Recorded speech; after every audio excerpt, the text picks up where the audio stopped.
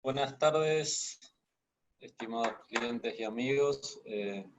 Gracias por tomarse el tiempo de estar en este webinar. Se va a estar sumando el doctor Ricardo Arriazu en segundos, nada más. El objetivo y el espíritu de este webinar es acompañar a los clientes en esta situación tan particular, no solo de mercado local y la situación tan particular que nos toca vivir a todos de la cuarentena y de la pandemia, sino de la situación en general del mercado local, mercado internacional. Ricardo, buenas tardes. Buenas tardes.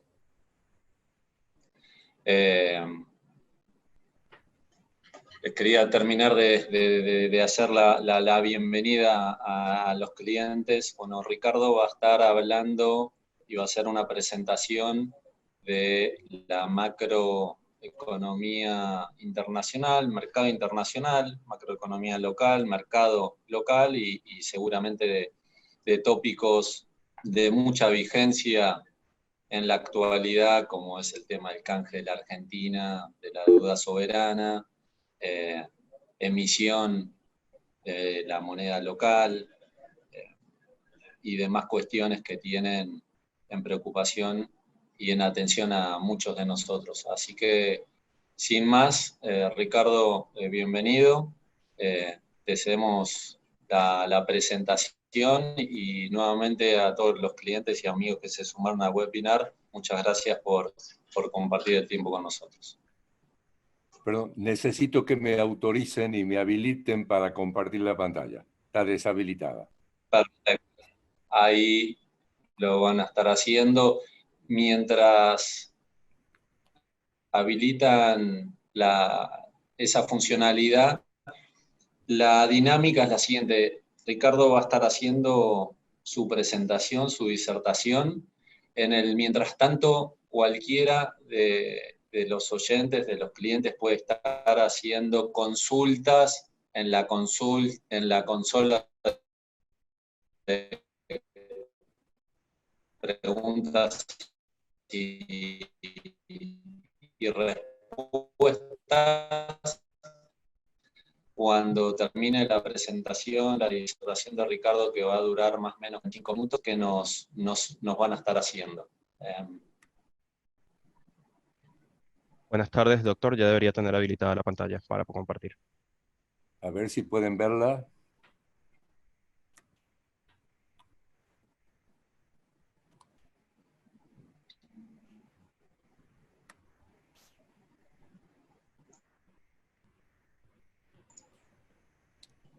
Por alguna razón.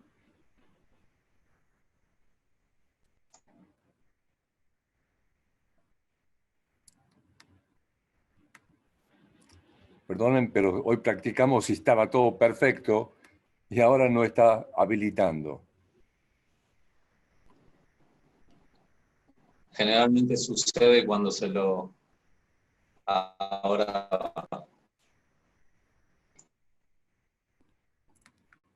¿Pueden ver ahora la pantalla? Perfecto, doctor. Sí, doctor. Perfecto. Entonces, un instante.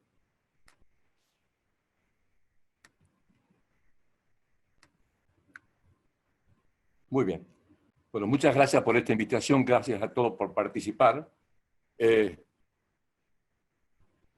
Todos sabemos que la humanidad enfrenta uno de sus mayores desafíos. Una pandemia como no hemos tenido desde la gripe española, cuya única solución por ahora es el confinamiento. Pero el confinamiento destruye la base de la economía moderna, que es la especialización y el intercambio.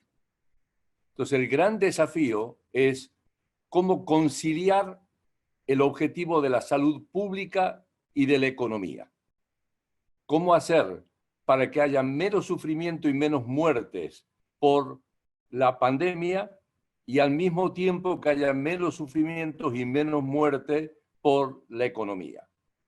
Yo no voy a hablar mucho de los números de la pandemia, todos ustedes conocen el desafío de la salud pública es básicamente lo que se llama achatar la curva, es decir, tratar de evitar ese pico en el cual el servicio sanitario no da abasto y entonces es un problema de elegir entre quién se muere y quién no se muere.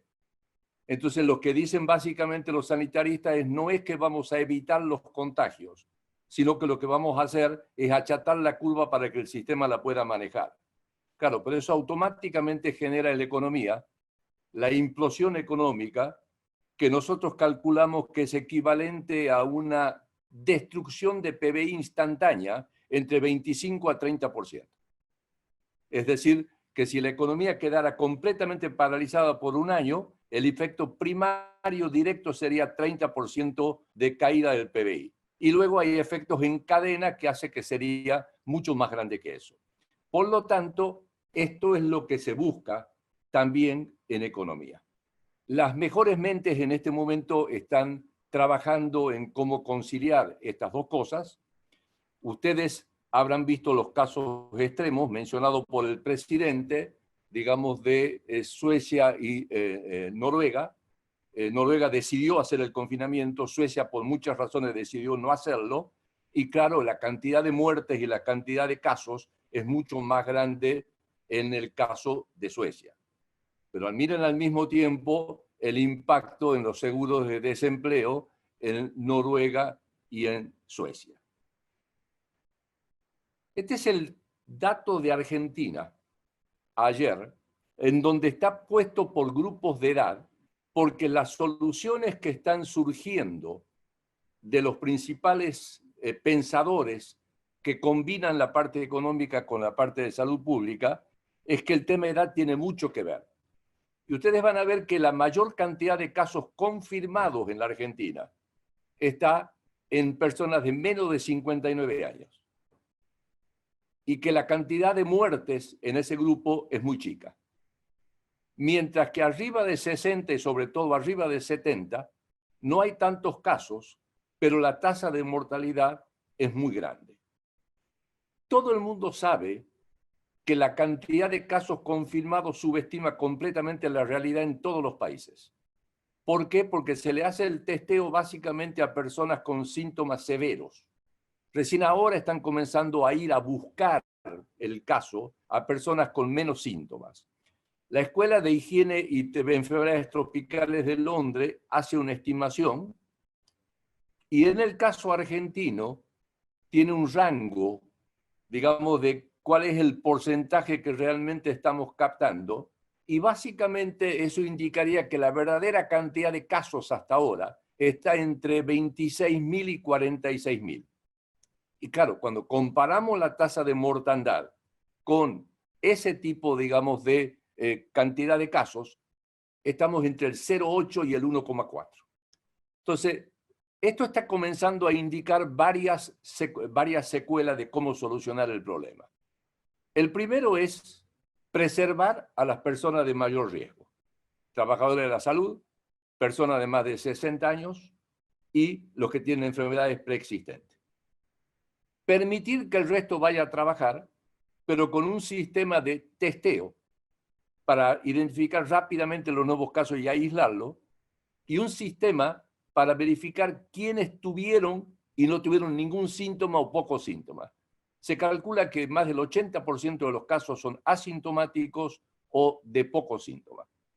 Entonces, hay varios estudios, uno de los mejores lo hizo el National Bureau of Economic Research, Acemoglu, un argentino, digamos Iván Berning, digamos, hicieron cómo sería que funcionaría y cuál sería el costo en términos de vidas y en términos de economía. Y da que comenzando por segmentos que tienen menos casos, segmentando de esta manera y haciendo muchos test, se puede minimizar el sufrimiento y las muertes tanto por la pandemia como por la economía. No voy a hablar más de la pandemia. La implosión económica es muy sencilla. Digamos, si yo no puedo ir a comprar y no puedo fabricar, por definición tengo una destrucción de PBI inmediato. Esto no tiene nada que ver con la Gran Depresión. La Gran Depresión fue una caída de la demanda por la quiebra de la bolsa, por quiebra de bancos, que dio 8% de caída en el primer año en el PBI, el segundo año por un error que quizás vuelvan a cometer, de cerrar la economía, hubo otro 7-8%, el tercer año tuvieron la peor sequía en 1000 años, el famoso Dust Bowl, y recién en el cuarto comenzaron a mejorar. Por lo tanto, la única similitud con este caso, donde acá no es un problema de pérdida de demanda, acá hay un problema de destrucción de oferta que, digamos, automáticamente afecta a todos los ingresos de toda la gente que participa en ese proceso. Y a través de eso también afecta a otros sectores que no cerraron. Esto es, en la Gran Depresión, la caída del PBI en términos de volumen. 27%. Pero además hubo una caída de precios bastante parecida, con lo cual la caída total del PBI nominal fue cercana al 49%. La mayor caída real en ese periodo fue Chile con 52%. ¿Por qué menciono eso? Porque en este momento también están bajando los precios a nivel mundial. Estados Unidos 0,8% el índice de precio al consumidor el último mes, 1,5% digamos precios al productor. En Europa también, digamos, están cayendo los precios. Y en Argentina hay sectores que también están cayendo los precios. Entonces eso hay que tomarlo en cuenta. Esta es la evolución del PBI trimestral en Estados Unidos. Venía creciendo 0,5% por trimestre, o sea, 2% anual, y de golpe tiene una caída, digamos que interanual o anualizado es 4,6%. Pero Estados Unidos tuvo apenas 15 días de confinamiento. Cuando nosotros ponemos la tendencia y calculamos cuánto tiene que haber caído en esos 15 días para que dé esta caída del PBI, da 29%. O sea que muy parecido a lo que habíamos visto originalmente. Europa tiene bastante más, ¿pero por qué? Porque digamos, el confinamiento comenzó a mediados de febrero, o sea, tiene un mes y medio de confinamiento. Y esto es China, que tuvo gran parte de enero, todo febrero y parte de marzo. Entonces, está claro cómo funciona y lo que tenemos que ver es cómo se recupera cuando, digamos, se elimina la pandemia. Estas son las tasas de variaciones interanuales por sectores en China, enero y febrero. Unos pocos sectores, digamos, con suba, la mayoría con baja. Esto es marzo. Ya comienzan a haber algunos sectores, digamos, positivos, y en abril hay más sectores positivos. Este es el consumo de carbón en China. La línea vertical es el año nuevo chino donde se paraliza todo. Ustedes verán que en la línea celeste se recupera al cabo de una semana y que esta vez tardó más de un mes en recuperarse, pero hoy en día estamos en niveles muy parecidos a los del año pasado. Es decir, que al menos en materia energética la demanda volvió a la normalidad. Si miráramos qué está pasando con los embotellamientos de tránsito, también volvió a la normalidad. O sea que, digamos, toma tiempo. Eso no significa que la actividad económica volvió a la normalidad. Tarda un tiempo, pero está volviendo a la normalidad. Entonces, esto es para la discusión si la recuperación va a ser en B, en U o en W. Parecería B, pero más lenta. Estos son los pedidos de desempleo en Estados Unidos. Falta el dato de hoy, 2.300.000. 38 millones de personas pidieron seguro de desempleo. ¿Por qué hay esta diferencia entre Estados Unidos y en Europa? Porque Estados Unidos está muy acostumbrado a despedir y a tomar gente. No hay indemnización, no hay nada. Entonces, por eso, digamos, las políticas públicas también tienen que ser distintas. Pero no hay precedentes de una caída de esta velocidad y de esta magnitud. Alguien me dirá, no, pero el desempleo llegó al 26% en la gran recesión y acá está en 14%. Está en 14% porque toma menos tiempo, está en 14% porque 7 millones de personas salieron del mercado laboral desencantados. Es decir, por no poder conseguir trabajo. Entonces, claramente la próxima medición va a ser arriba del 20%. Esto es muy interesante. Esto es la variación interanual de las ventas minoristas en el mes de marzo. En promedio cayó 6,8%, pero tienen casos como el de alimentos y bebida con 27% de aumento, porque la gente que iba a entrar en confinamiento se fue a los súper, vació los súper y se llevó todo para tener, digamos, para no tener problemas más en el futuro. Tiendas online claramente sustituye a la presencial. Tiendas de ramo general, eso es raro. Salud y cuidado personal, clarísimo. Materiales de construcción y jardín. Eso es muy típico de Estados Unidos, donde cada persona tiene en su casa un taller y se dedica los fines de semana al jardín. Y ahora, como no va a trabajar, se dedica al taller y al jardín. Ahora, miren todos los negativos. Marzo, 15 días. Miren abril. Ya hay menos de alimentos en súper, más en tiendas online. Ya ramo general es negativo, salud es negativo, material de construcción todavía es positivo, el total es 21% de caída. Y miren, ropas, automotores, digamos, gasolineras, entretenimiento, en general. Si uno hiciera lo mismo para la gran recesión, va a haber exactamente el mismo tipo de comportamiento. Y si uno hace para Europa, ve exactamente el mismo tipo de comportamiento. Y si uno hace para Argentina, va a haber exactamente el mismo tipo de comportamiento. Porque la gente tiene que seguir comiendo, tiene que comprar artículos de limpieza, barbijos, medicina, y por supuesto no va a comprar ropa si no puede salir ni a la puerta, no puede comprar, digamos, nafta, a pesar que ahora está comenzando a comprarla, no compra automotores, digamos, no puede ir a espectáculo público.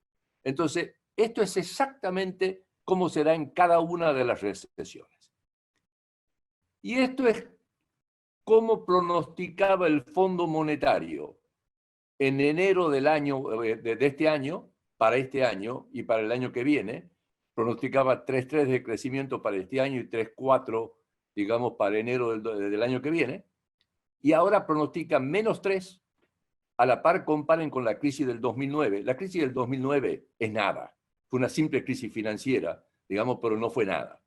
Digamos, algunos países los afectó más. Ahora, miren esta vez, 6,1 en economías avanzadas, 7,5 en la zona del euro, 9,1 en Italia. Y esto es primer trimestre. Perdón, esto es el pronóstico para todo el año bajo el supuesto de que esto dura 3 meses, 4 meses. Por eso, cuando miran el año que viene, van a ver que ponen gran crecimiento, 5,8, porque dicen voy a comparar un número positivo con un número muy malo de este año. Y eso es así siempre y cuando se descubra la vacuna o se aplaque la pandemia. Porque si tomamos la experiencia de la gripe española, apareció en 1918, pero fue mucho más fuerte en 1919. Entonces, esto es básicamente la idea si la recuperación va a ser en B, en U o en W. Porque si no descubrimos la vacuna y vuelve a aparecer otra ola el año que viene, vamos a tener que volver al confinamiento y vamos a estar claramente con N. Esto está pasando en todos los países. La tasa de crecimiento mundial está bajando, está alrededor del 2, está estancada hace una semana. El día de ayer fue el mayor número absoluto, pero no la mayor tasa de crecimiento. La mayor tasa de crecimiento fue 13% hace más de un mes. Pero hoy en día, la mitad de los casos están en 3 países: Estados Unidos, Rusia y Brasil. Y en el día de ayer, Brasil fue la mayor cantidad de casos en el mundo, ¿okay?, con menores tasas de mortandad que otros países. Impacto sobre los mercados. Yo hasta ahora describí cómo funciona el confinamiento sobre la economía, pero hay otros impactos. Uno de los impactos es que la gente vende todo lo que considera de riesgo y busca refugio. Una de las cosas que se considera de riesgo es las acciones. Las acciones llegaron a caer 32% a nivel mundial, casi 30% del valor de capitalización, más del 30% del valor de capitalización en el mundo, digamos más del 30% del PBI mundial. Eso produce un efecto riqueza. La gente que perdió, no importa que antes ganó, se siente más pobre y por lo tanto gasta menos. Pero la segunda cosa que venden es países emergentes. Y los países emergentes reciben una cantidad de palizas una tras otra. Caen precio de las acciones, caen precio de los bonos. Ya vamos a ver los datos. Eso produce un efecto riqueza. La gente sale a buscar refugio en otro país. Eso hace devaluar su moneda.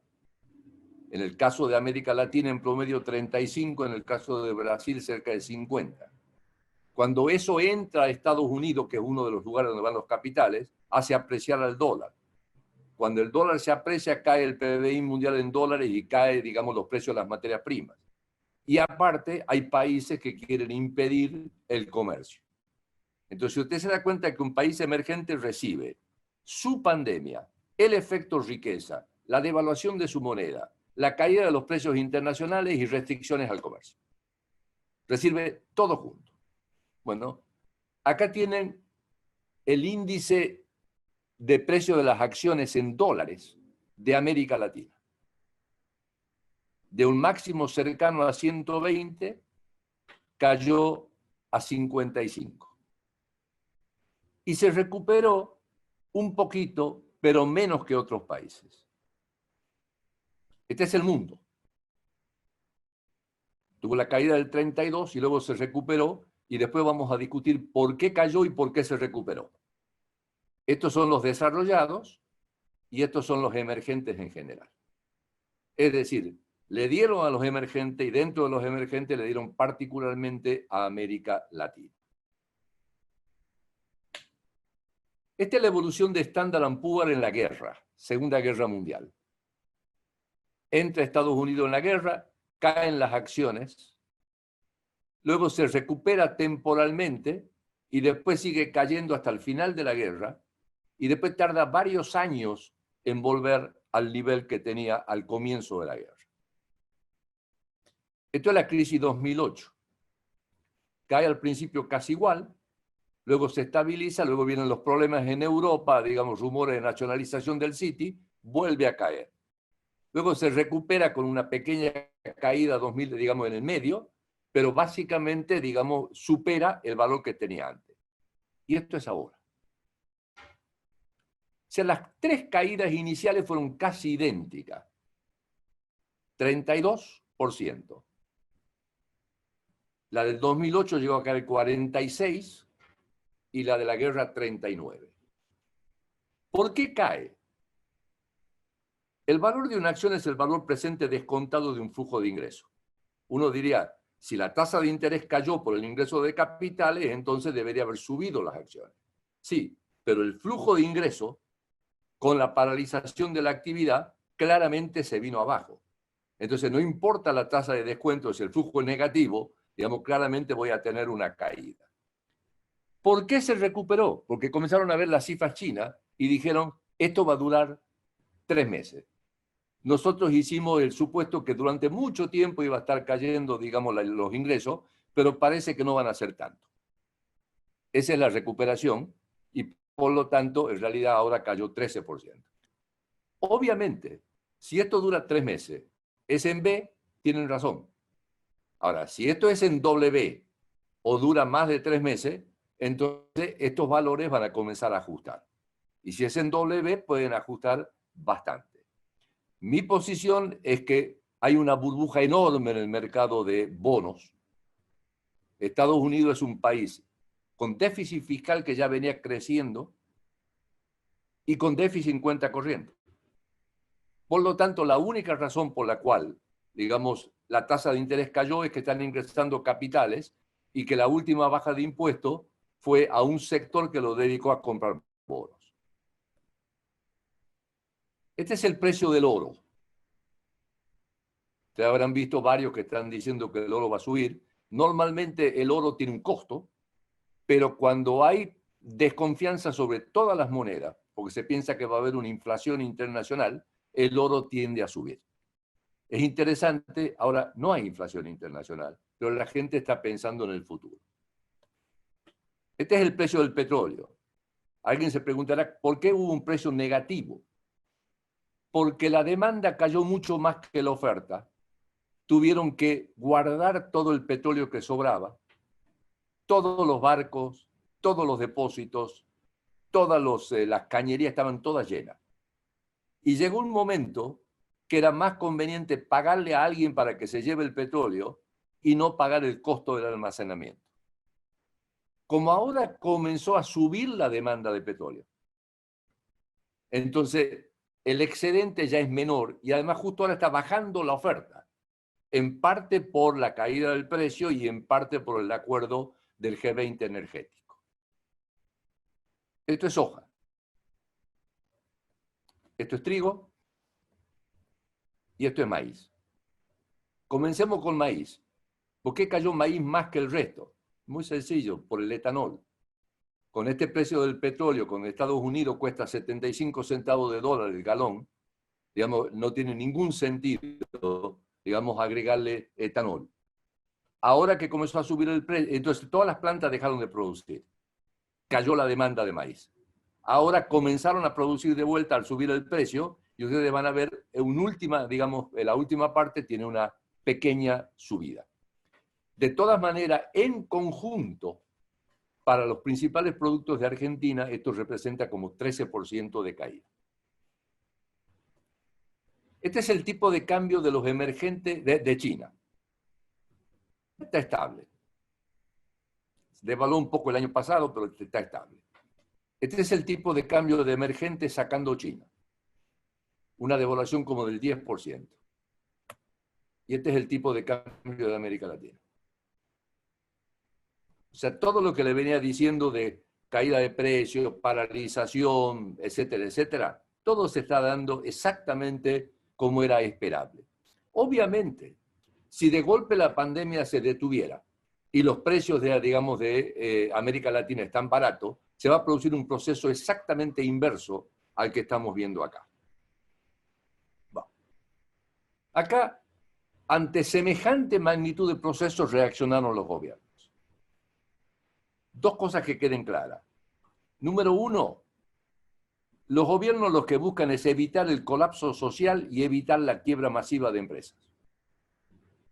El colapso social, no hay experiencia histórica, porque en la guerra, digamos, en la gripe española, veníamos de una guerra.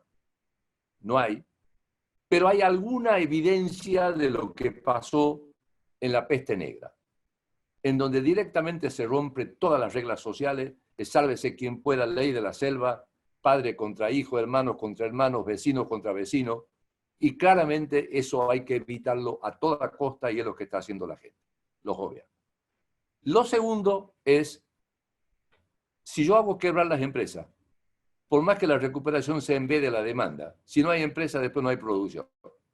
Entonces, básicamente, los gobiernos están tratando de evitar esa parte. La segunda cuestión es que esto no tiene nada que ver con la gran recesión. No es una caída de la demanda, es una caída de la oferta. Entonces, cuando yo doy plata, estoy dando plata a la persona que perdió el ingreso o a la empresa que perdió el ingreso. No es que estoy emitiendo cuando estoy en pleno empleo para que la gente se vaya de vacaciones, compre un auto nuevo, compre un traje nuevo. No le estoy agregando poder de compra a una economía que está en pleno empleo. Lo que estoy evitando es el colapso. Y esa es una de las razones por la cual los precios están bajando en lugar de estar subiendo, a pesar de que estoy emitiendo. Esto es cuánto emitió Estados Unidos. Hay que mirarlo por el total del activo de la Reserva Federal, emitió 62%, básicamente comprando títulos públicos, comprando papeles privados y dándole operaciones de swaps a otros bancos centrales para evitar un colapso en otros países. ¿A dónde fue a parar esta plata? Un poquito a billetes y monedas, 7%. La mayoría fue a depósitos del gobierno y a depósitos de los bancos. ¿Qué es lo que trató acá la Reserva Federal? Básicamente evitar un efecto sistémico. Eso lo aprendió en el 2008-2009, que luego del error de haber dejado caer Lehman, se le produjo un problema que casi se le cae todo el sistema financiero. Y ahí salieron masivamente, digamos, a darle liquidez a los bancos para que la gente no tenga miedo y no retire depósitos. Ahora, comparen con la misma cantidad de tiempo en aquel momento. Ahora emitimos 62 y en aquel momento 144%. Y en aquel momento no hubo inflación. Cuando terminó la crisis no hubo inflación. Porque la inflación no es un tema de emisión, es la diferencia entre la oferta y la demanda de base monetaria. Y acá, lo que pasó en aquel momento y está pasando ahora, que el dinero queda como reserva excedente de los bancos para si hay un problema de liquidez. Pero no es dinero que sale al crédito automáticamente para que aumente la demanda agregada. Esta vez, el énfasis no está en la política monetaria. La política monetaria busca nada más que evitar crisis sistémica. Y obviamente en el medio compra papeles del gobierno. El énfasis está en la política fiscal. Miren, comparen la emisión en el 2008 con la emisión ahora. Ahora, comparen el déficit fiscal 2017, 2018, 2019. Mire cómo venía empeorando el déficit de Estados Unidos. Fuerte. Y miren ahora. 6,9% del producto anualizado es el acumulado al mes de abril. En el mes de abril siempre hay superávit, porque es cuando cobran el impuesto a las ganancias. Este año fue un déficit gigantesco. Ese déficit fue por caída de recaudación y sobre todo por aumento del gasto, tanto en salud como para darle plata a la gente, para que la gente tenga que comer. A diferencia de Europa, en donde es difícil echar a la gente y por lo tanto se le da el dinero a las empresas, Dinamarca es el caso típico, paga el 90% de los sueldos. En el caso particular de Estados Unidos, hay que darle directamente a la... Yo conozco a alguien en la Argentina que hizo un trabajo de verano en Estados Unidos, dejó una cuenta abierta y de golpe se encontró con un depósito de $1.200. O sea que funciona automáticamente. Miren Japón en aquel momento y en este. Y miren el Banco Central Europeo en aquel momento y en este. O sea, en todos los países es lo mismo. Es mucho más fuerte el énfasis en la parte fiscal que en la parte monetaria. Porque lo que hay que hacer ahora es básicamente evitar el colapso social. Entonces hay gente que dice, no, pero con semejante emisión, las monedas no van a valer nada, el oro se va a las nubes, digamos, esto va a ser una gran explosión inflacionaria, ya les mostré que no pasó eso en el 2008-2009, pero veamos una experiencia un poco más larga. Este es el déficit fiscal de Estados Unidos desde 1900. Para ver dos grandes picos, el primero la Primera Guerra Mundial y el segundo la Segunda Guerra Mundial. 1941 el déficit fiscal era 3,5 puntos del producto, 1943 26 puntos del producto. ¿Cómo lo financiaron? Emitiendo deuda. La deuda pasó de 40% del PBI a 120% del PBI. ¿Por qué no hubo inflación? Porque en aquel momento las empresas no producían bienes de consumo, sino bienes bélicos. Los hombres estaban peleando y las mujeres estaban en la fábrica. Acumulaban el sueldo de los hombres y acumulaban el sueldo de la mujer. No había que comprar porque había racionamiento, pero además había escornio social si alguien se salía del racionamiento. Después, tardaron hasta la década del 70, no hizo falta superávit fiscal. Lo que hace falta es que el déficit fiscal sea menor que el crecimiento del PBI nominal y vinieron hasta 30 puntos del producto. Después comenzó a subir. Miren en la última crisis cuánto subió. Entonces hay gente que dice, No, pero en aquel momento estabas en 40, te fuiste a 100. Ahora estás en 100.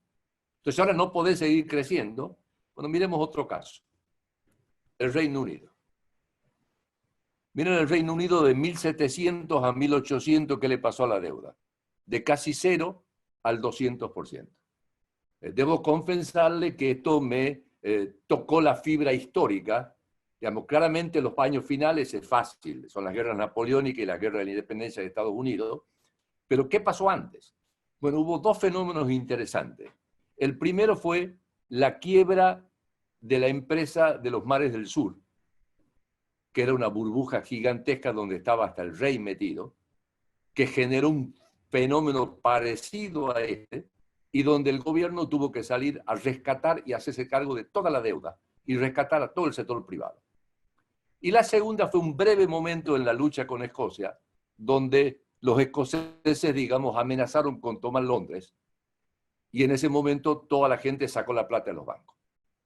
Luego miren cómo volvió a caer, y luego miren la Segunda Guerra Mundial hasta dónde llegó, 250% del PIB. Resumen, si tengo confianza, manejo bien, manejo con prudencia y soy el ganador de las guerras, ¿ok? Eso es importante porque puedo mostrarle otros casos que emitieron lo mismo y después la deuda no valió nada. Digamos, claramente, digamos, no hay problemas en esta emisión, no causa inflación, digamos, la gente está dispuesta a tenerla y eso sigue para adelante. Ahora voy a Argentina. Argentina ya tenía problemas. Primero, un comentario general. Voy a hablar puramente del corto plazo. Y para que no quede la menor duda de lo que pienso, está claro que las medidas que se tomaron antes de la pandemia no contribuyen a solucionar los problemas históricos argentinos que llevaron a una decadencia de 100 años. Pero cuando a mí me están preguntando, me preguntan qué va a pasar con el tipo de cambio, qué va a pasar con la inflación, qué va a pasar con la tasa de interés, me están preguntando corto plazo. ¿Okay? Entonces voy a hablar corto plazo. Entonces ya teníamos problemas y tuvimos las 7 plagas bíblicas de Egipto. Bajaron los precios internacionales y bajaron los volúmenes de comercio. Brasil, que cuando anda bien nos compra y cuando anda mal nos vende. El año pasado nosotros tuvimos superávit comercial con Brasil y fue el país que más, digamos, cambio a favor tuvo Argentina en su balanza comercial. Ahora de golpe Brasil tiene la pandemia, una de las peores, se paralizó la economía y automáticamente tuvo salida de capitales y el tipo de cambio, digamos, se devaluó hasta 5.80. Entonces tenemos el doble problema de no hay comercio, no nos compran y devaluaron.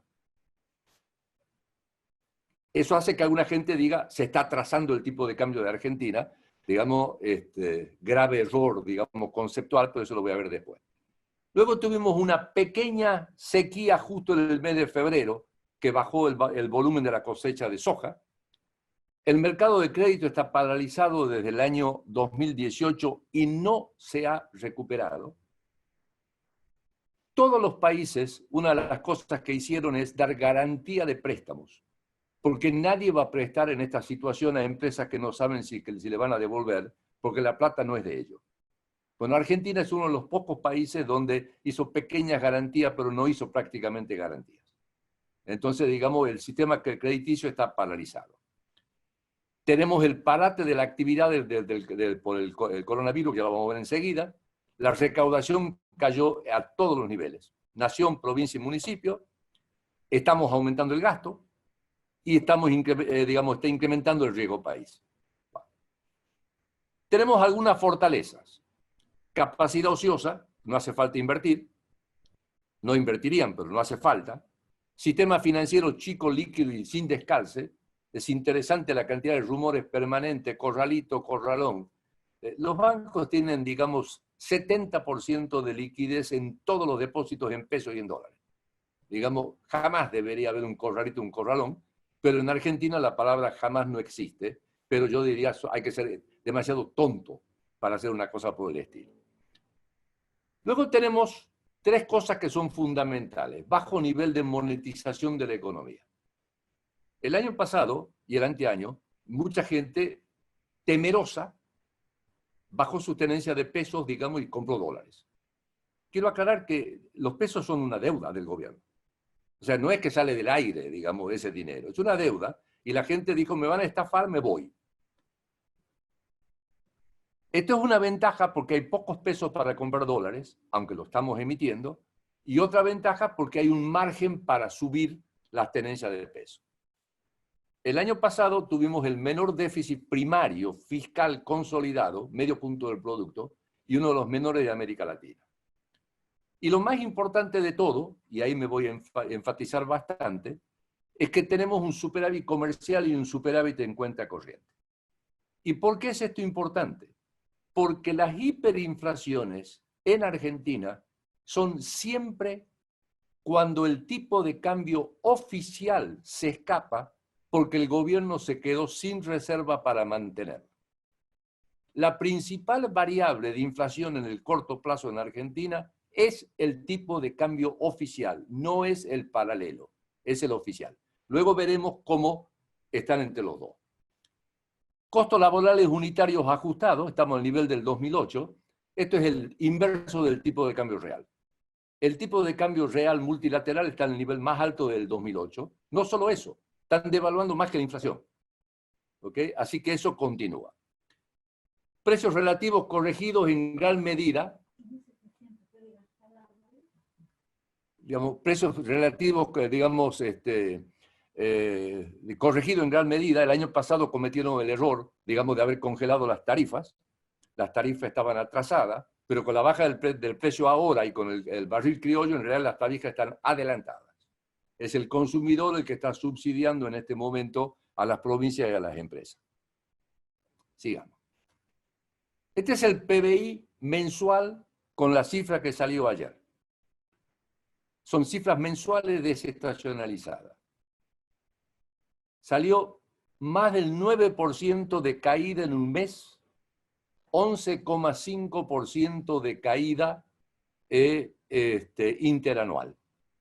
No existe ningún mes en la historia registrada que hayamos tenido una caída de esta magnitud. Y tuvimos nada más que, digamos, legalmente 10 días, quizás 15 días de confinamiento. Con lo cual, si lo mensualizamos, es equivalente a una caída del 17%. ¿Por qué es más chica que en otros países? Número uno, porque el sector agropecuario en Argentina tiene mayor ponderación que en otros países. Y número dos, porque el sector público tiene mayor ponderación que en otros países. ¿Ok? Pero la caída para el sector privado es brutal y en mi cálculo es que vamos a tener otro 9% adicional de caída en el mes de abril y que abril contra abril vamos a estar cerca de 14% de caída.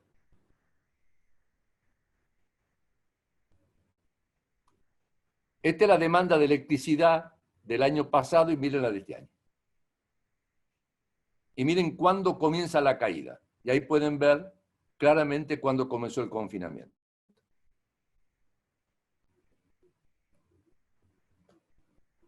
Este es el valor de la cosecha. Van a haber tres valores para el 2020. El primero era la proyección que hicimos en diciembre del 2019, que implicaba 166 millones de suba. Luego la proyección actual, que ya tiene 3 meses de exportaciones y que tiene supuestos de cómo se va a regularizar el comercio. Eso me da 2.800 millones de caída. Ahora, si yo hiciera todo con los precios de hoy, eso me da 5.500 millones de caída. A esto agreguen que en enero y febrero cayeron las exportaciones de carne y los precios de carne. Agreguen que el comercio de automóviles está completamente paralizado. Lo que eso implica que vamos a tener, frente a lo que se proyectaba, menores niveles de exportaciones cercanos a los 6.000 millones.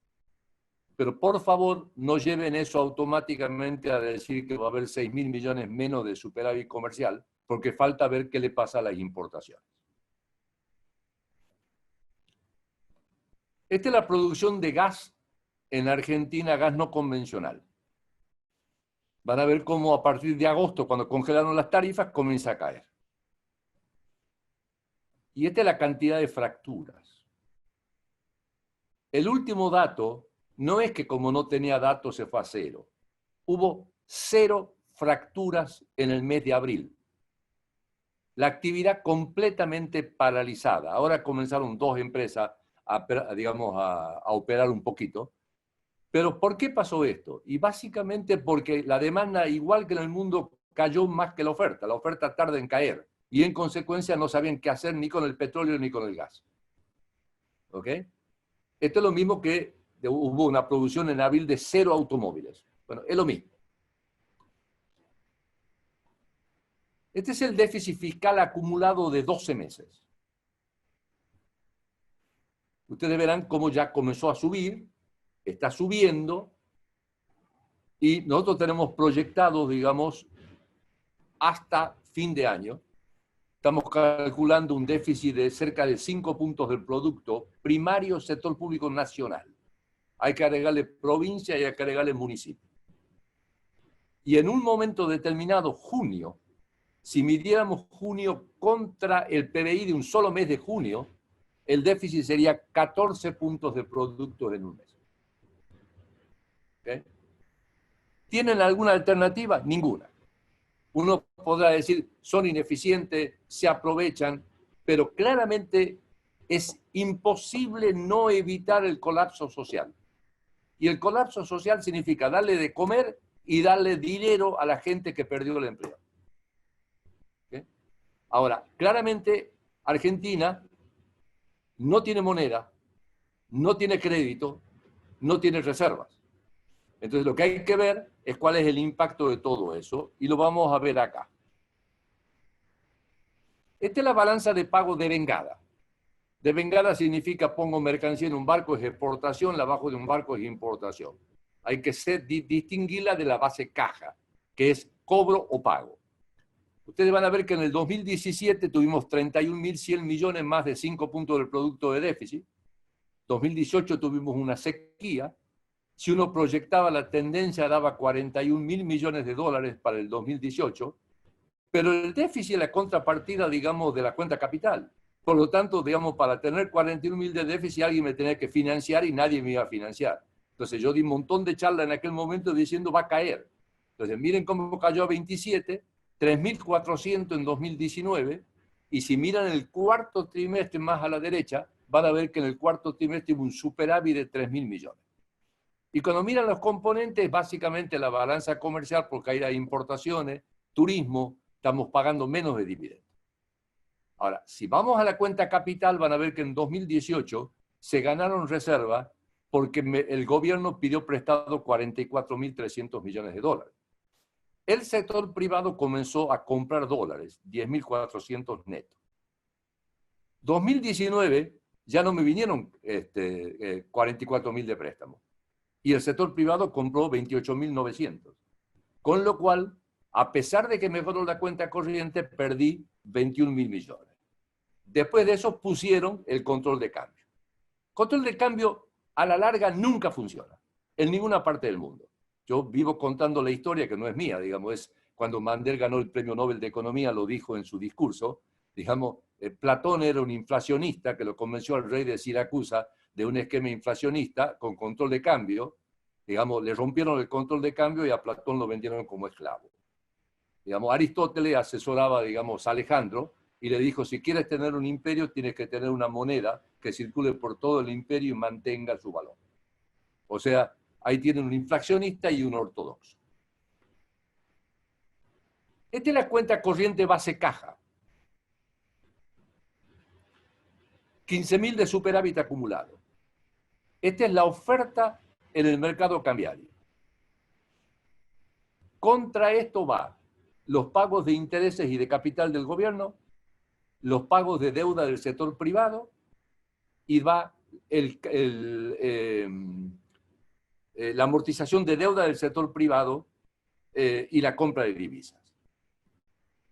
Con esto, el gobierno tiene absolutamente controlado el mercado cambiario. Pero si miramos lo que está pasando mes por mes, sobre todo la parte de compra en divisa. Compra en divisa es la operación que hago puramente contra pesos. Van a ver, 783 ganaron en enero, perdieron 260 en febrero, ganaron 135 en marzo, perdieron 547 en abril, llevan perdido 202 en mayo. Eso implica que alguien está comprando ese superávit en cuenta corriente. Y luego vamos a ver que el que está comprando es atraso de exportaciones, pero sobre todo pago de deudas por importaciones. O sea, la gente ante la incertidumbre, digamos, tiene un stock de deuda y decidió pagarla. Y cuando ustedes comparan contra el año pasado, estamos en el orden de 2.000 millones de dólares. Esta es la emisión argentina. Ustedes notarán que no hablé de base monetaria. ¿Por qué? Porque la base monetaria en Argentina produce distorsiones. Si un banco, los últimos días de abril, como pasó en abril, bajan sus depósitos en el Banco Central para comprar pases, en lugar de tener un aumento de la base monetaria, tiene una caída de la base monetaria.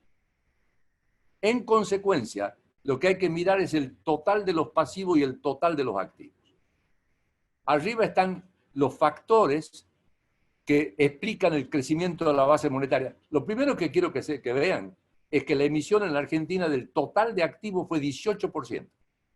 Recuerdan que fue 62% en el caso particular, digamos, de Estados Unidos. Acá fue 18%.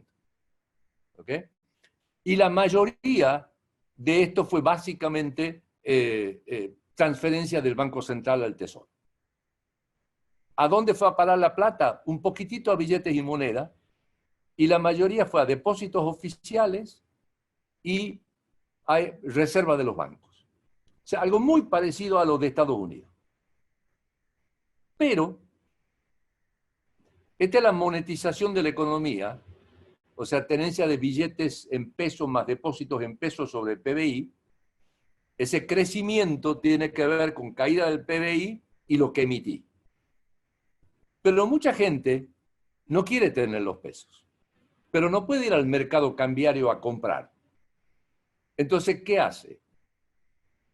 Una vez que el gobierno paga a alguien que no tiene ingreso y ese compra, finalmente esa plata vuelve al sistema financiero en la forma de depósito.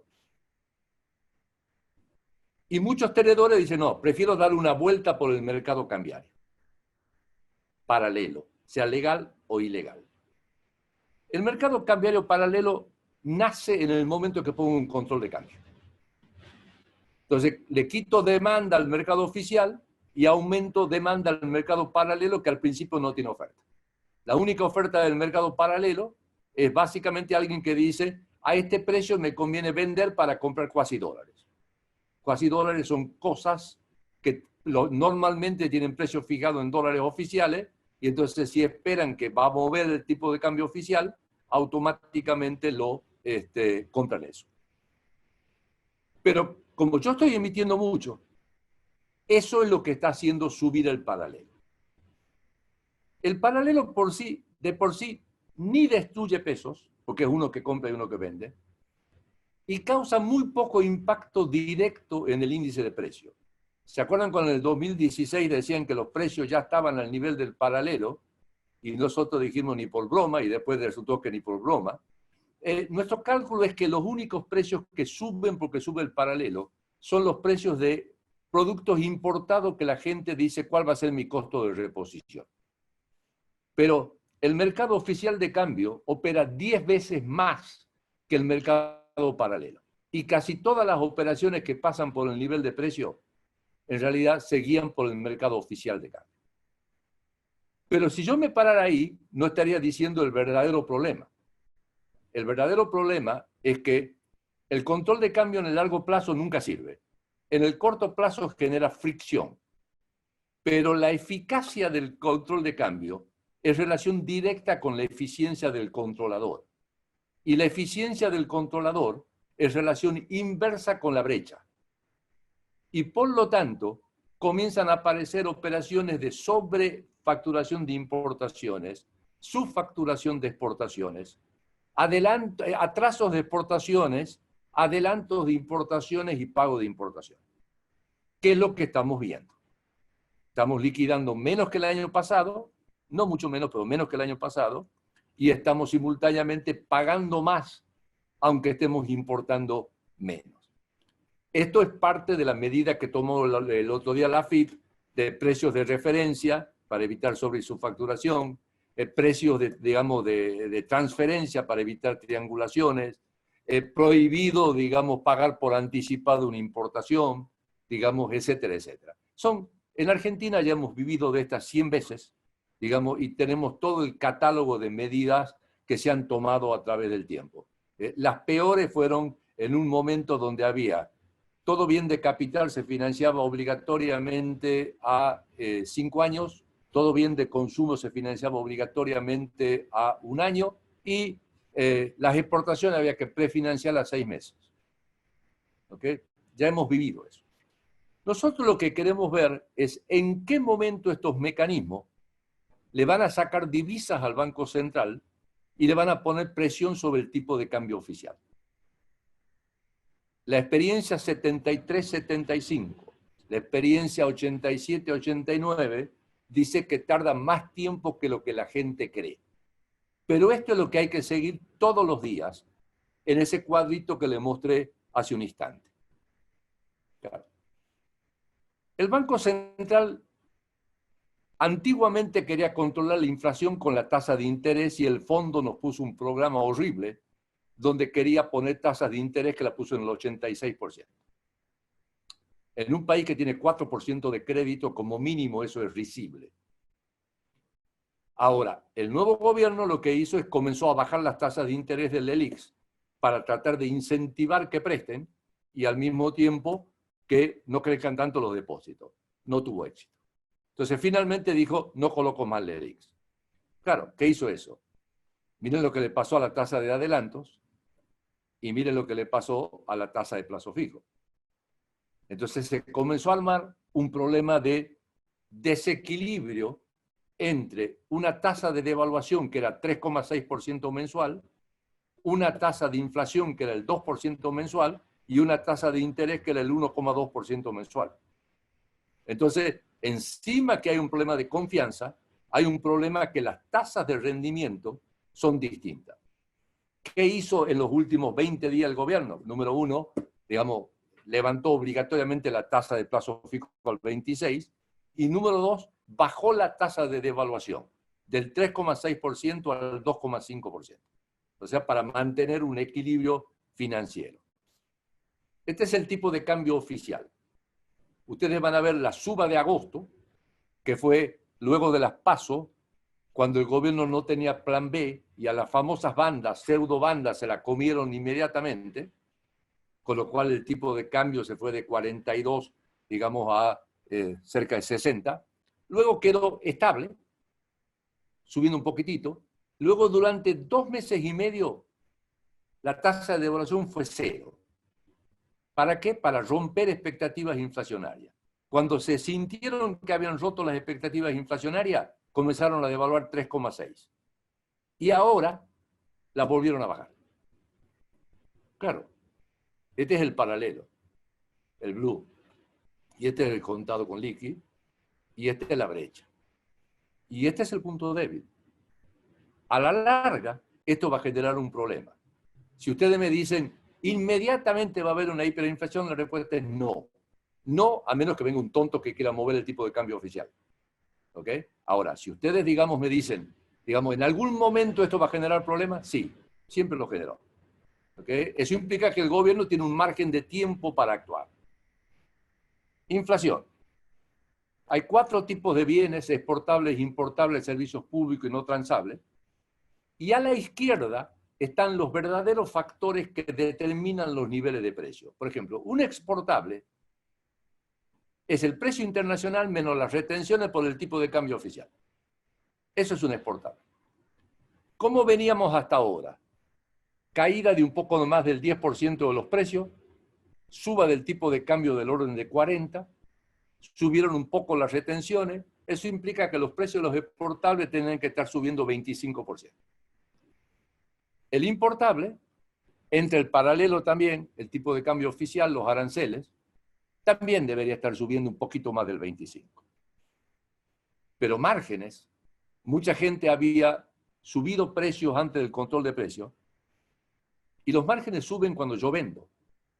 Y en este momento el único que vende es el que vende alimentos o vende productos de limpieza o farmacéuticos.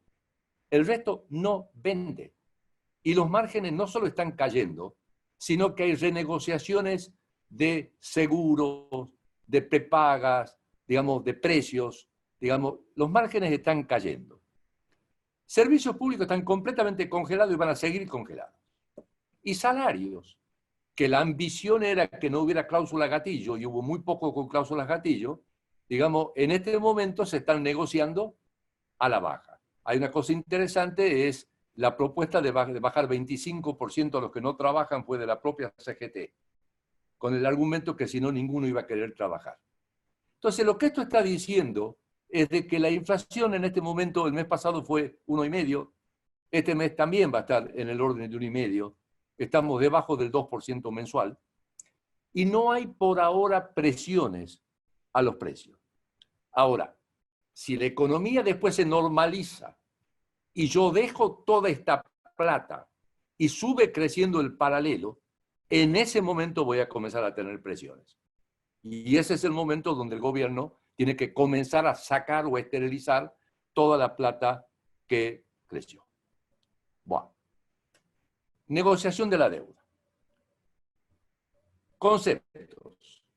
Se decía que Argentina tenía una deuda de 93% del PBI. Y yo siempre dije, qué mal medida. Me están incorporando hasta los adelantos del Banco Central en la deuda y me toman el PBI promedio del año cuando me toman el valor de la deuda a fin de año.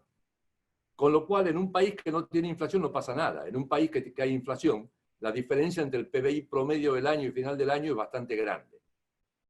Bueno, el fondo sacó hace un mes más o menos un ejercicio de sustentabilidad y corrigió esta cifra. Y hoy en día la deuda argentina pública es 48% del PBI, debajo del promedio mundial.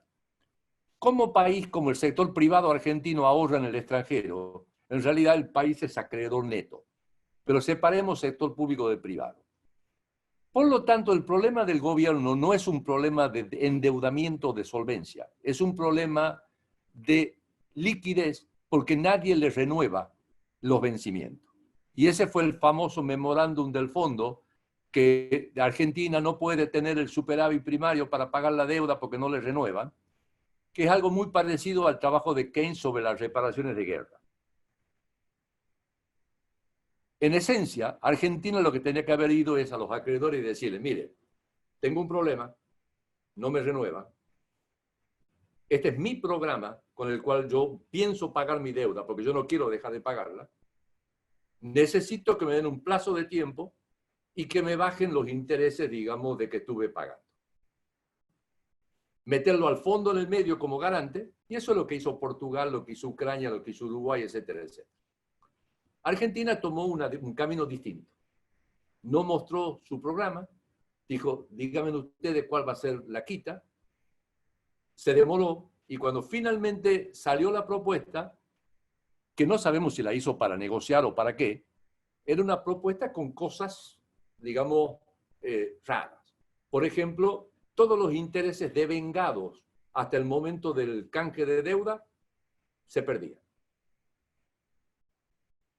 No devengaba ningún interés, no solo no pagaba, sino que no devengaba ningún interés durante 3 años.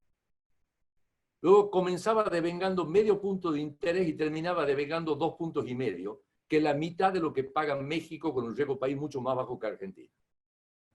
Obviamente, cuando uno hacía el cálculo de la quita, digamos, estos eran los que tenían que pagar.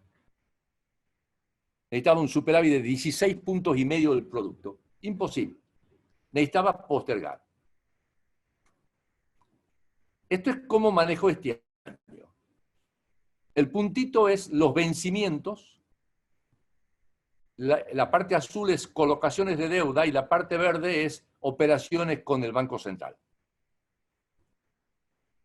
Esto es en febrero, esto es en marzo.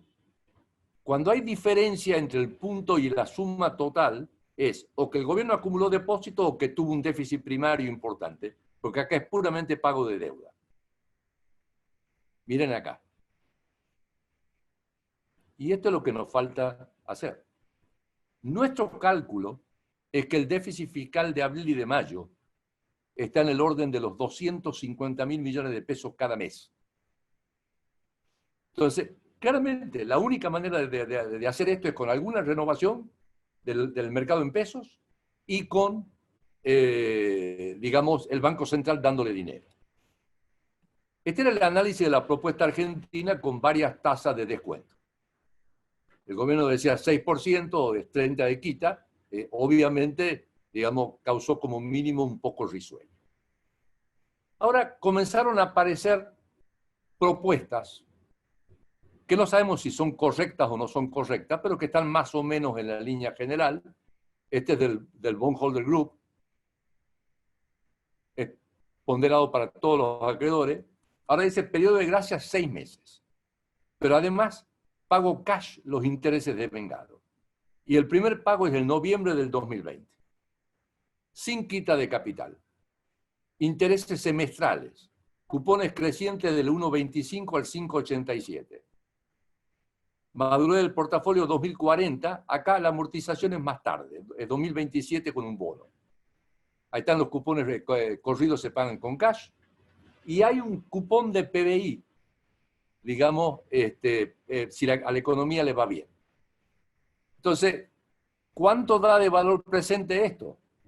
63 con una tasa del 10 y 54 con una tasa del 12. BlackRock es básicamente lo mismo, pago de cupones en caja. Digamos, BlackRock era un poco más exigente, había más bonos, ¿ok? Claramente, la propuesta del gobierno fue rechazada. Esta propuesta también es rechazada, pero están conversando.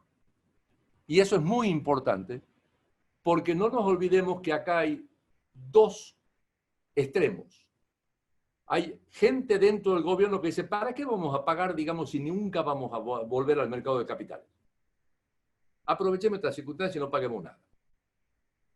Y hay gente del otro lado que dice, no hagamos ningún arreglo. Después hacemos juicio y lo ganamos. Y cobramos mucho más. Y en el medio están los que quieren negociar, que claramente incluye al equipo económico del Banco Central. Yo creo que incluye al presidente. Dicen algunos que incluye a la vicepresidenta, digamos, en donde claramente están conversando.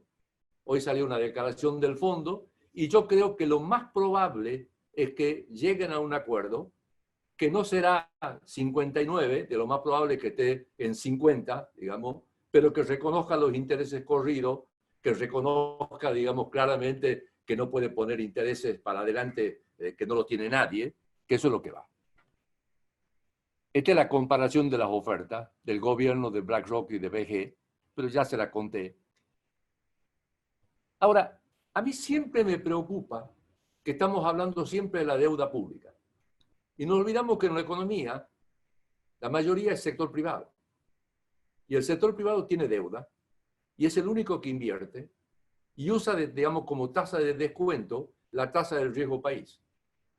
Si yo entro a un default, automáticamente lo meto al sector privado en un problema para conseguir financiamiento de importaciones y de exportaciones y al mismo tiempo no baja la tasa del riesgo país, por lo tanto es imposible que venga una inversión en la Argentina. Otra cosa que me olvidé de decir, que en las proyecciones del gobierno están trabajando con 6,5% de caída del PBI este año, 3,5% de recuperación el año que viene y después 1,7% de crecimiento por año. Lo cual implica que recién en 4 años vuelven al nivel de PBI absoluto del año 2019 y nunca vuelven al nivel de PBI per cápita del 2019.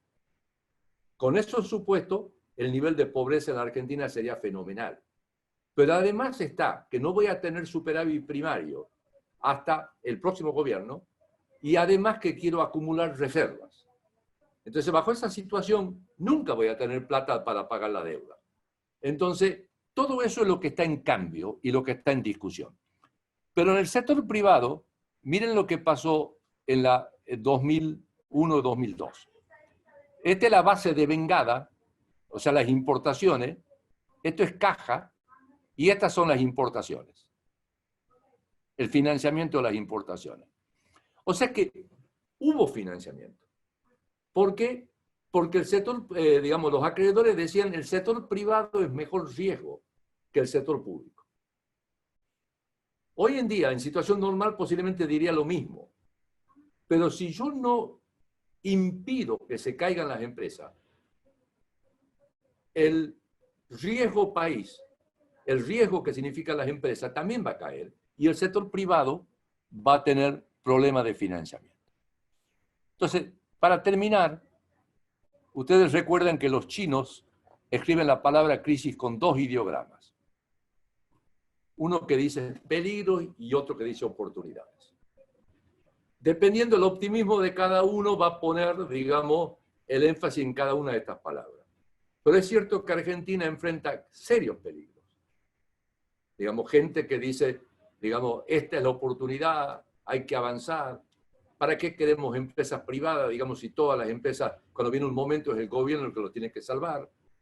Los gobiernos fuertes, digamos, manejan mejor la pandemia que los gobiernos débiles, etcétera, etcétera. Y oportunidades, porque hemos tenido algunas flexibilidades. Digamos, ustedes vieron que Córdoba introdujo en estos días una reforma jubilatoria, que es número uno en lo que tiene que hacer Argentina. Digamos, el propio gobierno nacional en materia jubilatoria está avanzando. Digamos, pero está claro que sería la oportunidad para hacer los cambios para salir del atraso de 100 años que lleva Argentina. Ahora, ¿cómo creo que yo que viene la mano? Y mire, yo siempre fui un optimista, estoy en Argentina, sigo luchando por Argentina, mi familia me insulta todo el día que para qué me volví, para qué sigo luchando, digamos, pero a pesar de eso, yo diría que en este momento, al día de hoy, hay más peligros que oportunidades.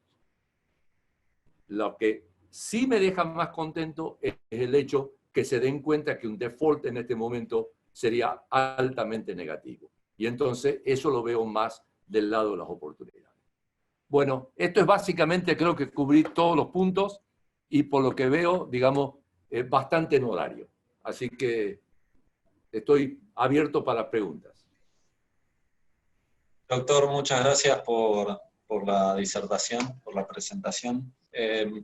Antes que Guillermo pase a hacer las preguntas de los clientes, le hago yo una muy particular sobre el tipo de cambio oficial, porque insistió varias veces con que no hay atraso cambiario a pesar de la brecha que hay hoy entre el oficial y el contado con liquidación, que es cerca del 87%.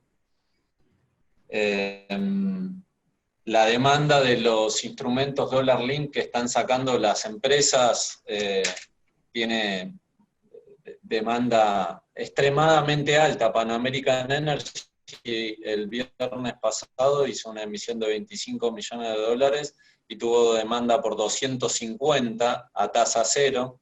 Eso es como que los inversores, no quieren convalidar el contado con liquidación a 120 y pico de pesos, y segundo, tienen la sensación de que el tipo de cambio oficial debería deslizarse. Y usted varias veces mencionó el tema de que serían unos tontos si dejasen deslizar fuerte el tipo de cambio. ¿Cómo es eso? Me quedó claro y además lo dije con énfasis varias veces. Teóricamente hay tres sistemas cambiarios monetarios. En uno, fijo la cantidad de dinero, dejo flotar el tipo de cambio y la tasa de interés. Esa es la flotación pura. En otro, fijo el tipo de cambio y dejo flotar la tasa de interés y la cantidad de dinero. Eso es convertibilidad o caja de conversión. Y en otro, fijo la tasa de interés y dejo flotar la cantidad de dinero y el tipo de cambio. Ese es el único que le aplica, es Estados Unidos. Suiza en un momento determinado quiso aplicar la flotación pura, lo llenaron de dólares, revaluó su moneda como loco, abandonó completamente y comenzó a comprar todas las divisas que le hagan falta. ¿Cuál elijo? Los tres son teóricamente idénticos. ¿Cuál elijo? Aquel que influya más directamente en el corto plazo sobre el índice de precio. Y en Argentina la verdadera unidad de cuenta no es el peso, es el dólar. La gente piensa en dólares, hace transacciones en dólares, ahorra en dólares. Cuando el dólar se mueve, suben los precios en pesos. Si midiéramos la inflación en dólares sería mucho más baja. Habiendo dicho eso, luego viene el tema, ¿qué es un tipo de cambio de equilibrio? Depende de qué quiero equilibrar. Si quiero equilibrar el mercado de pesos donde interviene el Banco Central, esa es la flotación pura. Entonces, claramente, digamos, si de golpe yo tengo que estoy perdiendo reserva, el tipo de cambio está atrasado. Y si estoy ganando reserva, el tipo de cambio está adelantado. Si yo quiero equilibrar la cuenta corriente, que es el verdadero corazón de la balanza de pagos, que es la diferencia entre los ingresos y los gastos de un país, en este momento tenemos superávit en cuenta corriente. Entonces uno debería decir el tipo de cambio está adelantado. Uno podría, digamos, comenzar a hacer un montón de, cuestiones de cuál es el tipo de cambio de equilibrio, porque no existe una definición. La otra alternativa es hacer comparaciones históricas. En las comparaciones históricas, uno de los problemas que hay es que cuando hay salida de capitales, el tipo de cambio de equilibrio es más alto. Y cuando hay ingresos de capitales, el tipo de cambio de equilibrio es más bajo. Por ejemplo, la gente se olvida de que el final de la convertibilidad, cuando todo el mundo decía que estaba recontra atrasado el tipo de cambio, era el mismo tipo de cambio de real de las primeras 2 décadas del siglo XX. Claro, la gente lo comparaba con la década anterior, con década de salida de capitales. Y entonces dice, digamos, claramente está atrasado. Si nosotros hacemos esa medición del tipo de cambio, también tenemos 3 maneras de medirlo. Lo podemos medir contra el dólar, que es la manera más simple. Podemos tomar la medición multilateral, es decir, tomando a varios países en participación de comercio, o podemos medirla contra el vecino. Entonces, cuando la medimos contra el vecino, el tipo de cambio se apreció, porque Brasil se fue de 4 a 5,80. Cuando la medimos contra el multilateral, se apreció un poquitito, pero todavía está por encima de cualquier nivel desde el 2008. Y cuando la medimos contra el dólar, se apreció un poco menos todavía, y está todavía por encima de cualquier nivel del 2008. La gente dice, el paralelo mide el verdadero tipo de cambio. Eso no es cierto. El paralelo mide el precio donde se transan las transacciones puramente financieras. No están midiendo las transacciones reales.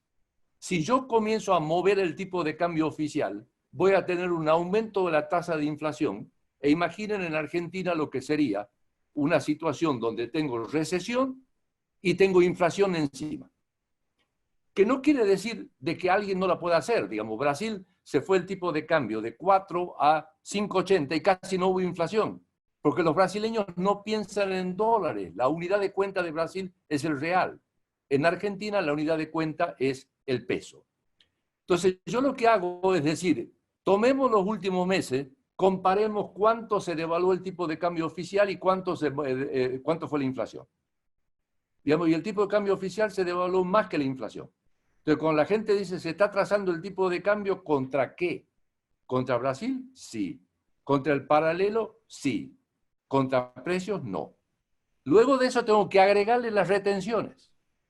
Obviamente el tipo de cambio efectivo que tiene hoy en día el campo es una porquería. ¿Ok? Entonces yo tengo que... Acá se apagó la luz, no sé por qué. Digamos, tengo que agarrar, digamos, tomar todo eso en cuenta. Entonces yo creo que lo peor que podría hacer Argentina en este momento es mover el tipo de cambio oficial. Pero es muy probable que debido a la emisión me genere un aumento de la brecha que la brecha me genere presiones y que esas presiones terminen haciendo mover el tipo de cambio oficial. La pregunta es ¿cuándo? Y eso es todo lo que traté de explicarle cuánto tiempo puede tardar. Perfecto. Doctor Guillermo, ¿querés arrancar con preguntas de los clientes?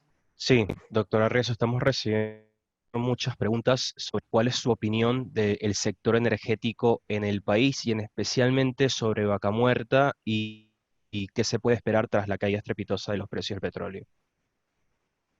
Mire, yo dediqué mucho tiempo a Vaca Muerta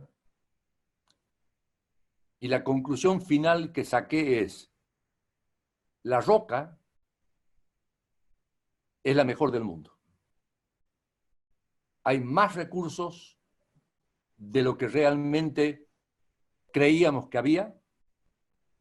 Claramente ya somos competitivos a un precio de $40 el barril, pero siempre agregué: de la superficie para abajo, fantástico; de la superficie para arriba estamos los argentinos. Y en consecuencia, comenzamos a hacer macana por razones políticas el año pasado al congelar el precio de los combustibles, donde realmente se subsidió al consumidor para evitar problemas, digamos, coso. Y hoy en día acabamos de poner el barril criollo, donde se le paga $45 al productor. Esto fue una presión de empresas y una presión de las provincias, porque estaban perdiendo regalías. A 45 algunos van a comenzar a perforar. Para que esto funcione, claramente las refinerías tienen que pagar 45 y no tienen que importar, lo cual tienen que prohibir importar, porque si no importarían a 30 y pico de otro lugar. Si hay mayor producción local, hay que hacer racionamiento. Es casi como el mercado del azúcar, digamos, en Argentina y en Tucumán. Y además sería una pésima idea si el fenómeno fuera permanente. Ahora, si el fenómeno es temporal y nosotros vamos a estar en 3, 4, 5 meses en precios de 45 a nivel internacional, por lo tanto no hay un problema local, en ese caso lo que usted evita es la quiebra y el desmantelamiento de un montón de empresas y de toda la tecnología y capacitación que se utilizó ahí. Entonces, todos los petroleros están muy enojados con el barril criollo. Yo creo que es una intervención, una interferencia, pero de todas maneras es lo mismo que la interferencia de pagarle los sueldos a la gente que se le cayó el PBI. Es el mismo tipo. El potencial sigue estando ahí. Creo que tenemos un margen hasta 2040. La presión internacional para el tema, digamos, de no renovables es muy grande, pero hasta el 2040 tenemos un gran potencial. Si no lo usamos hasta el 2040, seguirá ahí en la roca, digamos, por mucho tiempo. Gracias. Acá también estamos recibiendo varias preguntas del mismo estilo sobre lo que puede ser un escenario de deflación en Estados Unidos. ¿Cómo estaría viendo esas posibilidades, tanto por la dinámica económica en conjunto con la monetaria, y qué se podría esperar para los próximos meses? Estados Unidos está en este momento en deflación por exactamente la misma causa que le describí en el caso argentino. La gente está comprando nada más que alimento, el resto de las cosas no está comprando, la gente acepta salarios más bajos, etcétera, etcétera. Pero todo va a depender de cuánto dure la pandemia y el confinamiento. Si dura 3, 4 meses y comienza a normalizarse, entonces toda esa destrucción de PBI vuelve a aparecer, ya no hay destrucción, y ese es el momento para sacar rápidamente toda la plata que se puso en este momento para evitar que haya efectos inflacionarios, no deflacionarios. ¿Qué cosas me preocupan en el caso de Estados Unidos? Estados Unidos ya venía empeorando el déficit fiscal de una manera significativa.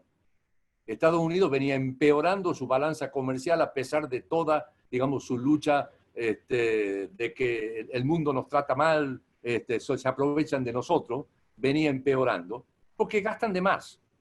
Y ya hay algunas declaraciones diciendo, bueno, cuando pase todo esto, toda esta plata la vamos a usar para reconstruir la infraestructura de Estados Unidos. Ahora, si usted vuelve a pleno empleo y usted pone toda esa plata, claramente en lugar de deflación va a haber inflación. Luego de eso hay otros factores. Hay algunas cosas que van a ser permanentes. Por ejemplo, si yo estoy con el tema de distanciamiento y no puedo ir en el asiento del medio del avión, un avión lo que vende es un metro cúbico, digamos, de avión. Entonces, si yo lo obligo a vender menos metros cúbicos, voy a cobrar más por el resto que vendo. Lo mismo en los restaurantes. Si lo obligo a tener tal grado de distanciamiento y entonces tengo que tener menos gente, por lo tanto voy a tener, digamos, aumento. Entonces, hay algunos elementos estructurales que hacen que va a haber algún aumento de precios una vez que pase todo esto. Pero en general, digamos, no veo efectos permanentes de deflación, a menos que no se descubra la vacuna. Esto es un fenómeno largo. Doctor, le hacemos 3 preguntas más para no abusar de su gentileza y pasarnos demasiado de tiempo. Usted habló al principio de su presentación de una burbuja en el mercado de bonos. Sí. ¿A qué se refería exactamente a esa burbuja y si ve algún peligro en esa situación? Sí, a ver. Cuando uno mira desde 1880 para acá, la tasa promedio de interés a 10 años en Estados Unidos fue 4,5. La tasa promedio de inflación fue 2,2% y la relación price-earning fue 16. Hoy en día estamos con una tasa de interés del 0,5%, 0,6. Hace 2 años, mi cálculo era que iba a llegar a 3,50, porque Estados Unidos estaba aumentando el déficit fiscal, es decir, que estaba emitiendo más bonos, y al mismo tiempo la Reserva Federal estaba vendiendo sus bonos. Entonces la pregunta es, si China y Japón no compraban, ¿de dónde iban a salir los compradores de bonos?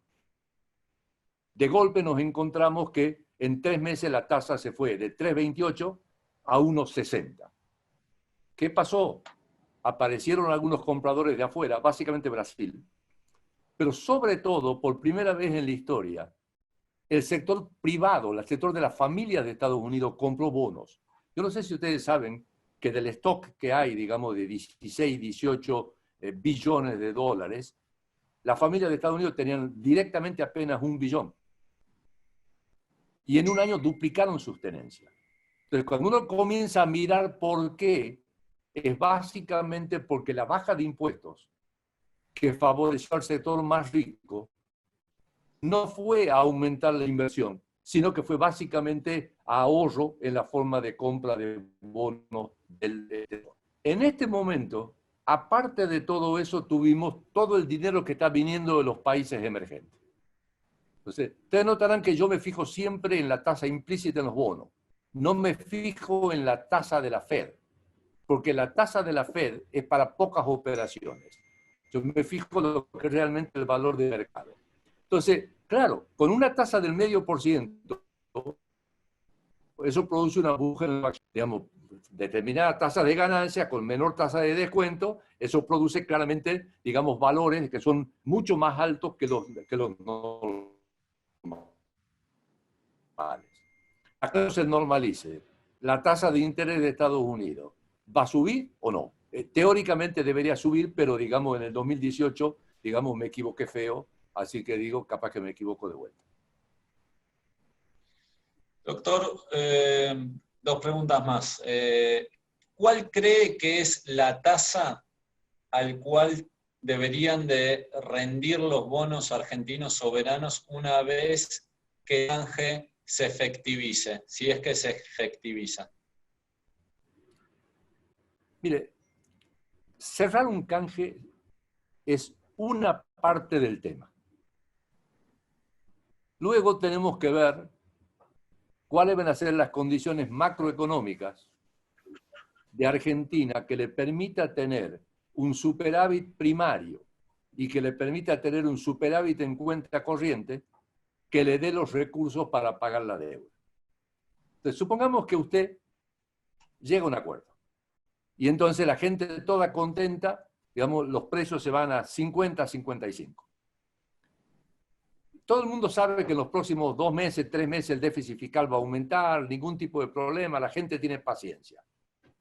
Pero después de eso comienza a ver de que las cuentas externas comienzan a deteriorarse, que el campo el año que viene produce menos, de que no hay inversión, y entonces, y que no hay mejora fiscal, y que continúan los aumentos de gasto y de deterioro fiscal, y ahí la gente automáticamente va a decir, mire, están volviendo al mismo tipo de problemas.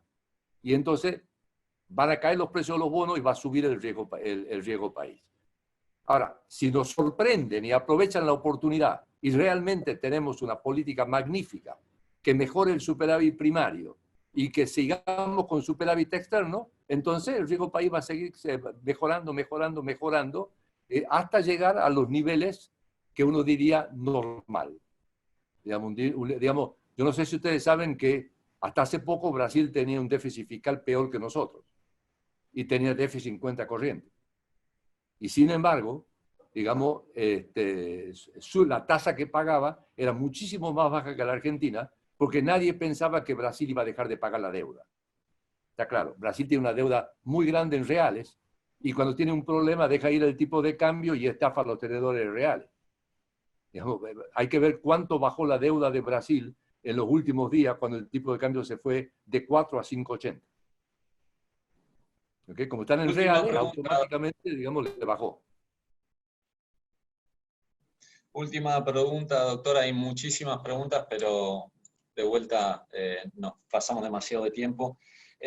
Hay muchas preguntas relacionadas con el spread entre el tipo de cambio oficial y el contado con liquidación. O sea, hipotéticamente, si hay acuerdo de canje, ¿cómo debería ser el futuro de esta brecha?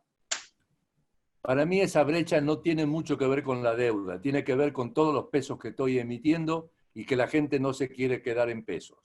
Entonces da una vuelta por el mercado paralelo. Esa brecha solamente va a caer en el momento que la gente diga, ya subió lo suficiente, ahora me conviene vender para comprar cosas en la Argentina que normalmente están atadas al tipo de cambio oficial y que por lo tanto están baratas. Por ejemplo, todas las propagandas de auto en este momento que se pueden comprar autos más baratos que en Estados Unidos. ¿Okay? Y maquinarias agrícolas y en la construcción, etcétera, etcétera. Pero para eso hay que tener confianza que todo se va a normalizar. Entonces, si yo no doy confianza y sigo emitiendo, la brecha va a bajar temporalmente y después va a seguir subiendo. Perfecto, doctor. Muchas gracias por la excelente disertación. Realmente hay muchos comentarios muy positivos de muchísimos clientes. Muchas gracias a todos los clientes que se tomaron el tiempo de escucharlo al doctor. Doctor, nuevamente muchas gracias. Esperemos tenerlo en los próximos webinars que hagamos y espero que usted y su familia anden bien y que lo mismo para el resto de los que participaron. Saludos a todos y buenas tardes. Gracias a todos. Hasta luego.